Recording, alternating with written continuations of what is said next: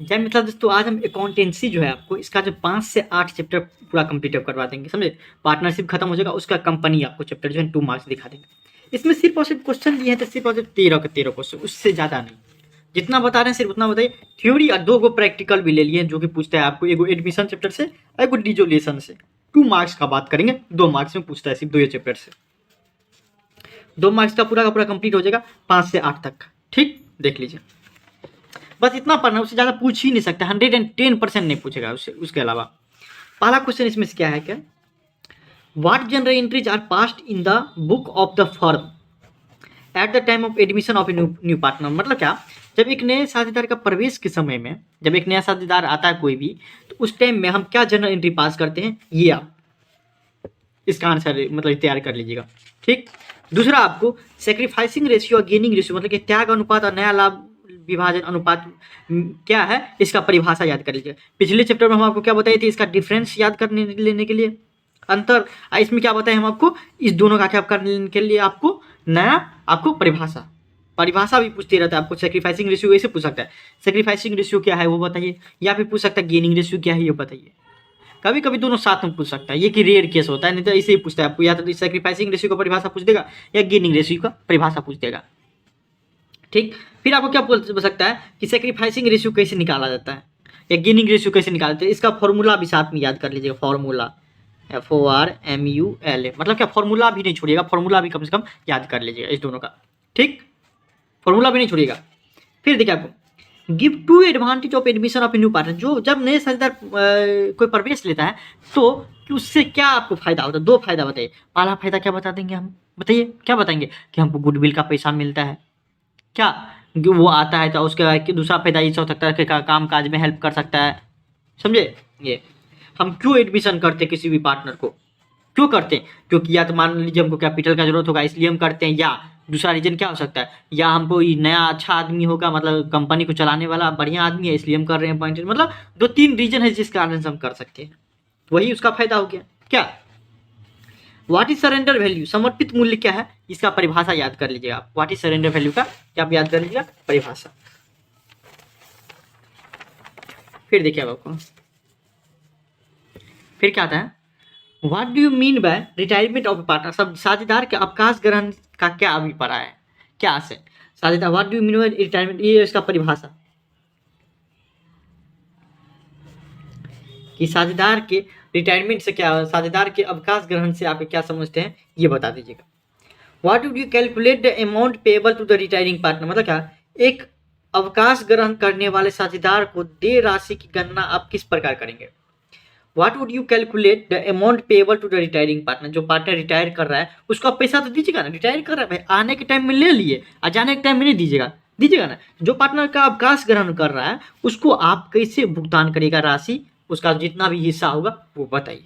ठीक, 7 नंबर देखिए आपको क्या, how do you calculate the amount payable to the successor या एग्जीक्यूटर ऑफ डिसीज पार्ट, मतलब क्या मृत साझेदार, जो पार्टनर मर गया है कि उत्तराधिकारी जो भी रहता है, मैक्सिमम टाइम उसका बेटा उठा रहता है या निष्पादक जिसको बोलते हैं, को देय राशि की गणना किस प्रकार करेंगे, हम जो उसको पेमेंट करेंगे उसको किस प्रकार से करेंगे।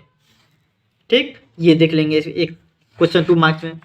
फिर आपको name 2 items which are credited and 2 items which are debited to deceased partner capital कौन। यहाँ पे एक चीज समझने वाली बात है कि ये 2 तरह का क्वेश्चन है। पहला हम क्या दे देगा आपको, name 2 items which are credited to deceased partner capital कौन, मतलब क्या ऐसी 2 मदे बताइए जो मृत साझेदार के पूंजी खाते में डेबिट होता है, क्रेडिट यहाँ पे, और एक चीज छूट गया तथा डेबिट। मतलब देखिए इसको 2 तरीके से पूछ सकता है कि name 2 items which are credited to deceased partner capital, मतलब क्या ऐसी 2 मदे बताएं जो, या जैसे 2 ट्रांजैक्शन बताइए जिसके कारण मतलब क्या होता है डिसीज्ड पार्टनर कैपिटल अकाउंट में डेबिट होता है। ऐसे 2 मदे का नाम बताइए, आइटम का नाम बताइए जो मरा हुआ पार्टनर है, मृत साझेदार है, उसके पार्टनर में उसके कैपिटल में डेबिट होता है। 2 ये और 2 आप पूछ सकते क्या, ऐसा 2 आइटम बताइए जो उसके पार्टनर्स कैपिटल अकाउंट में क्रेडिट होता है, ये भी याद रख लीजिएगा। ठीक, 2 आइटम का बारे में बताना है, हाँ ज़्यादा नहीं। 8 हो गया। 9 देखिए क्या है, what do you mean by dissolution of A firm, साझेदारी के विघटन से आप क्या से क्या अभिप्राय है, साझेदार के विघटन से क्या अभिप्राय है। ठीक, ये इसका परिभाषा लिख दीजिएगा, डिसोल्यूशन ऑफ फर्म का परिभाषा क्या है ये आप कर लीजिएगा। ठीक, फिर आपसे when and why is realisation account prepared, मतलब कब और क्यों वसूली खाता बनाया जाता है। बाय डिसोल्यूशन के टाइम में बनाया जाता है। क्यों, क्योंकि हम एसेट्स या लायबिलिटी का वैल्यू क्या है, मतलब उसको बेचने से कितना हमको प्रॉफिट हो रहा है कि लॉस हो रहा है, इसलिए बनाया जाता है। देख लीजिएगा आपको दिया हुआ आंसर हर एक चीज का। Under which circumstances A partnership firm is compulsory dissolve, यहाँ पे देखिए आपको समझने वाली बात है क्या, किस परिस्थिति में एक साझेदारी फर्म को अनिवार्य रूप से भंग कर दिया जाता है, अनिवार्य कि आपको करना ही पड़ेगा, कंपलसरी। किस स्थिति में, या तो एक पार्टनर या एक से अधिक पार्टनर इंसॉल्वेंट हो जाए, या तो दिवालिया हो जाए, उस स्थिति सब में हो सकता है, या फिर अनलॉफुल हो जाए। जैसे कि मान लीजिए कि दारू का बिजनेस चल रहा था बिहार में, एक अचानक बंद कर दिया, लॉ बन गया कि दारू कोई नहीं बेच सकता है, तो तब उस स्थिति में भी पार्टनरशिप बिजनेस बंद हो सकता है। ठीक, समझिए किस किस स्थिति में बंद हो सकता है, दो लिख दीजिएगा। यहाँ पे एक चीज और समझने वाली बात है कि दो क्वेश्चन जो है 2 मार्क्स में पूछता है, लेकिन हम नहीं लिखे हैं। क्यों, क्योंकि 5 नंबरी में उसको हम कवर अप करवा देंगे। पहला क्वेश्चन ये है, उसी को 2-3 तरीके से पूछता है कि हम किस किस स्थिति में हमारा डिसोल्यूशन हो सकता है। पहला क्वेश्चन ये हो गया। दूसरा क्वेश्चन हो गया क्या, रियलाइजेशन अकाउंट और रिवैल्यूएशन अकाउंट में क्या अंतर है। ये 5 नंबरी में हम बताएंगे, इसलिए आपको 2 नंबरी में इसको हम कवर अप नहीं किए। इतना आप थ्योरेटिकल कर लीजिएगा। प्रैक्टिकल में देखिए, एक आपको कर लीजिएगा गेनिंग रेशियो निकालने बना रहता है आपको किससे, रिटायरमेंट ऑफ ए पार्टनर से, एक आपको किससे रहेगा, एडमिशन ऑफ ए पार्टनर से। 2 नंबर में कर ले, एगो रिटायरमेंट एगो एडमिशन से।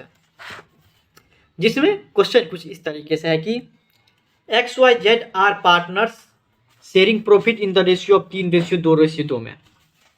ठीक, मतलब XYZ 3 पार्टनर है, समझिए अपने प्रॉफिट एंड लॉस को 3:2 में बांटता था, जिसमें से Y रिटायर हो गया। तो X और Z डिसाइडेड कि हम फ्यूचर में कैसे बांटेंगे प्रॉफिट एंड लॉस को 4:3 में। इसलिए बोलना कि कैलकुलेट गेनिंग रेशियो, मतलब क्या, लाभ विभाजन अनुपात ज्ञात करें। ठीक, फिर देखिए, Amar and Bahadur are partners in a firm sharing profit in the ratio of 3:2। Amar और बहादुर 2 पार्टनर थे, अपने प्रॉफिट रेशियो कैसे बांटता था, 3:2 में। They admit Mary as a new partner, वो क्या 1/4 हिस्सा दिया और मैरी को क्या कर लिया, अपने पार्टनर बना लिया। तो बोल रहा है इसमें सैक्रिफाइसिंग रेशियो निकालने के लिए हिंदी में लिखना चाहेंगे, इस तरीके से लिख सकते हैं। ठीक, स्क्रीनशॉट ले लीजिए। दिक्कत कहीं पे भी नहीं होगा, कोई दिक्कत हो तो इंस्टाग्राम पे आप फॉलो करके मैसेज करिए, समझे, बाकी दिक्कत कहीं नहीं होगा, बहुत अच्छा से मार्क्स आएगा। सिर्फ कॉन्फिडेंस रखिए, जितना बता रहे उतना कवर अप कर लीजिए, याद कर लीजिए, समझ लीजिए। ठीक, चलिए, थैंक यू सो मच।